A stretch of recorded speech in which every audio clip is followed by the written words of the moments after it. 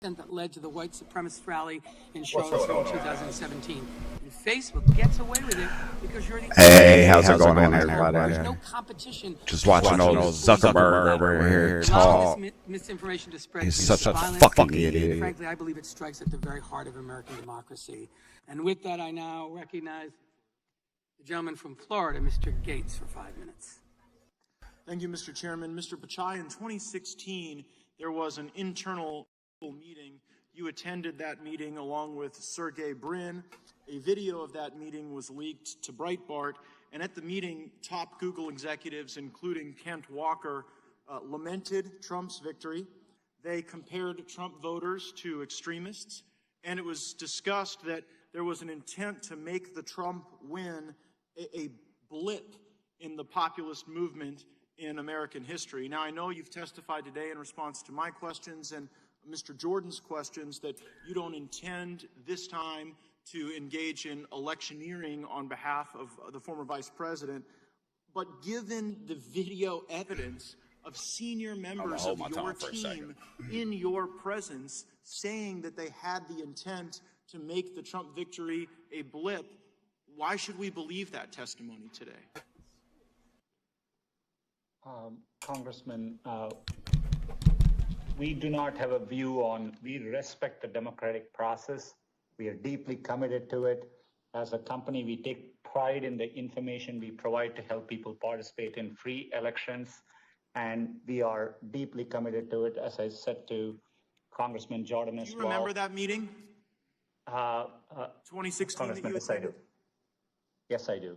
It was in the context of, through the election across both sides, there was a lot of opinions, and as you know, elections are kind of a polarizing moment generally in the country, and there was a lot of rhetoric about certain issues which were... I understand rhetoric. I guess the question is, when the senior members of your team, in your presence, said that they did have the intent to change the outcome in a subsequent election, and then since that moment in time where we've seen all of these conservative websites and conservative viewpoints censored, you can understand why people would be concerned. So after your employees and top executives said in your presence that they intended to make the Trump victory a blip, what action did you take as the CEO to protect and preserve the neutrality of your platform?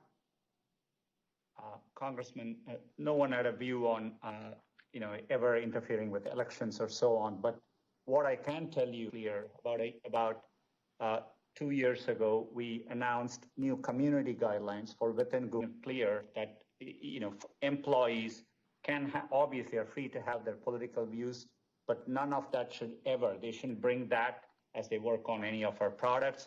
And if we found any evidence that people are using a political Amazon. Any of our content platforms, we would take strong enforcement action. We have sort of a string of events here. We have the 2016 meeting where people demonstrated their intent to make changes to hurt the president. Then we have your testimony today that's a little different than your testimony from December, where you say people can manipulate blacklists. And then you have the outcome where sites like Breitbart and Gateway Pundit and others see that disparate treatment. So it really doesn't take Sherlock Holmes here to connect the dots and see what Google's doing. I'm going to move on with my final 90 seconds, Mr. Bezos. I am deeply moved by your personal story. I am not here accusing you as someone who would ever traffic in hate, but it seems you have empowered people who do. And I'm particularly talking about the Southern Poverty Law Center. The Southern Poverty Law Center, which you allow to dictate who can receive donations on your Amazon Smile platform, have said the Catholic Family News, Catholic Family Ministries, the Federation for American Immigration Reform, the American Family Association, the Family Research Council, the Jewish Defense League, and even Dr. Ben Carson are extremists and should be treated in America. I'm just wondering why you would place your confidence in a group that seems to be so out of step and seems to take mainstream Christian doctrine and label it as hate.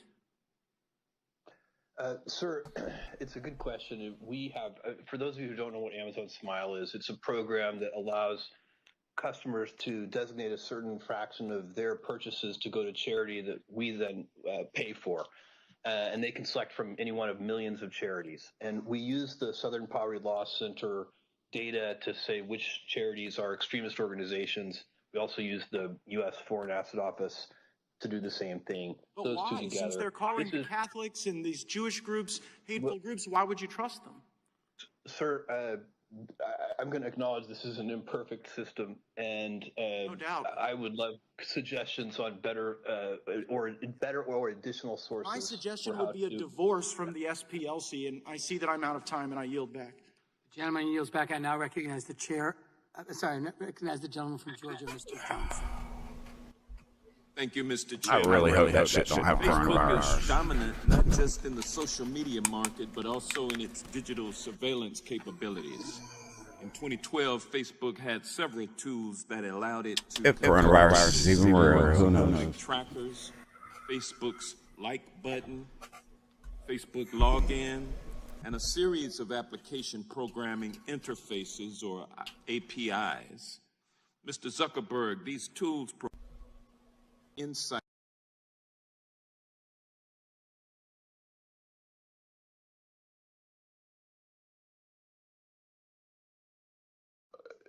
I think broadly the answer to what you're saying is yes. We here do market research to understand what people. All right. Okay. So you're going beyond the scope of my question. I appreciate that answer, though. Mr. Zuckerberg, a few days before